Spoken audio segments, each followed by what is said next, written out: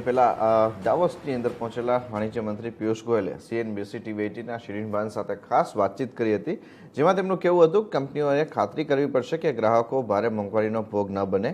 સાથે જ તેમણે સ્ટીલની આયાત ડ્યુટી અંગે પણ નિવેદન આપ્યું હતું. આવો સાંભળીએ તેમણે શું કહ્યું. All of you in Indian industry can also support the government so that we don't need to take too many steps. So a little bit proactive approach by Indian companies, by Indian sectors on their own to ensure that we can all work in an orderly fashion, ensure prices are low, will actually save the government from taking any formal steps, but will help all of you in the long run.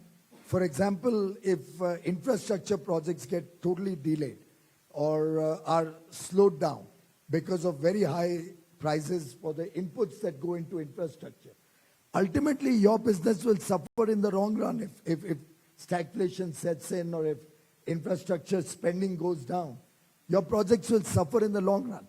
So we have a crisis before the world, a short-term issue to be addressed, and I would urge Indian industry also to reflect what they can do to ensure that commodity prices or our people do not suffer the consequences of high inflation.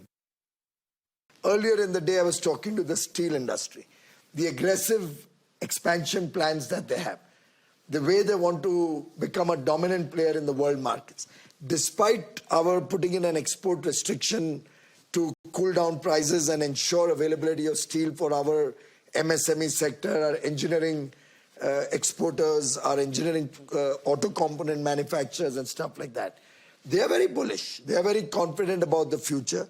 They recognize that we have also addressed their concerns about input pricing, and a very balanced approach has been taken.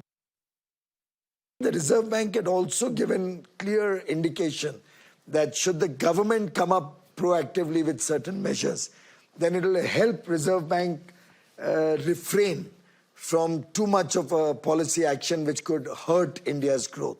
So I'm sure Reserve Bank is watching. Reserve Bank, I think, should be happy with the steps the government has taken, and hopefully this will resonate well in terms of continuing the growth momentum and not taking too many steps on the monetary side